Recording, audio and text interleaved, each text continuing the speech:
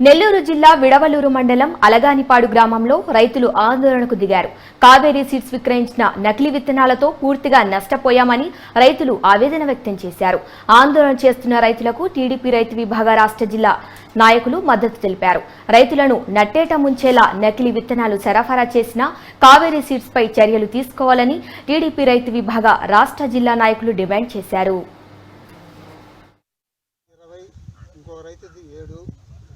ఉన్నటువంటి రైతు భరోసా కేంద్రం ఈ రోజుకు స్పందించలేదు. ఈ గ్రామంలో ఉన్నటువంటి అసిస్టెంట్ అగ్రికల్చర్ ఆఫీసర్లు దీన్ని వచ్చి చూసి దీని నష్టానికి సంబంధించినటువంటి దీన్ని అంచనా వేసి నష్టపరిహారాన్ని ఇప్పించేటువంటి ప్రయత్నం చేయలేదు. ఇక్కడ ఉన్నటువంటి ఏవో దీనిపైకి వచ్చి ఆలోచన చేసే పరిస్థితిలో లేడు.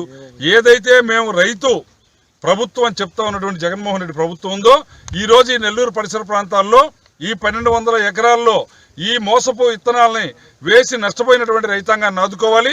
అదే సందర్భంలో ఈ శివానంది ట్రేడర్స్ అనేది రాష్ట్రంలో ఒక పెద్ద బోగస్ విత్తన ఉత్పత్తిదారుల కంపెనీ.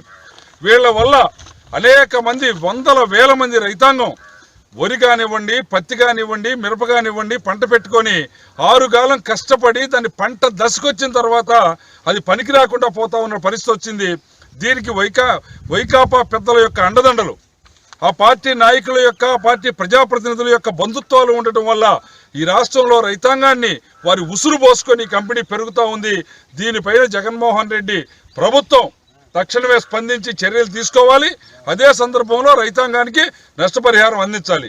అది గనక జరగకపోతే వారం రోజుల్లోపు ప్రభుత్వం ఈ చర్యలు గనక తీసుకోకపోతే ఈ కంపెనీ దగ్గర, ఈ షాపు దగ్గర ఈ మొత్తం రైతాంగాన్ని కూడా తీసుకొని అదేవిధంగా కలెక్టర్ దగ్గర, అగ్రికల్చర్ జేడీ దగ్గర కూడా తెలుగు రైతు ఆధ్వర్యంలో తెలుగుదేశం పార్టీ నాయకత్వంలో ఈ రైతులకు న్యాయం జరిగే వరకు మేము పోరాటం చేస్తాం.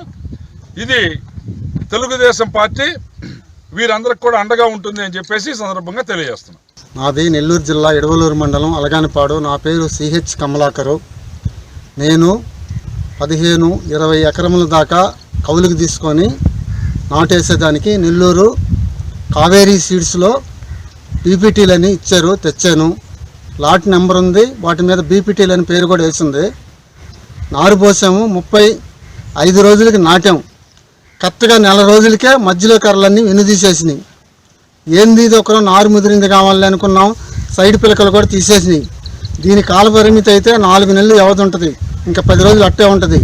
50 రోజుల లోపల వెనుదీసేసింది. ఇప్పుడు మేము ఏమైపోవాలా ఏంది?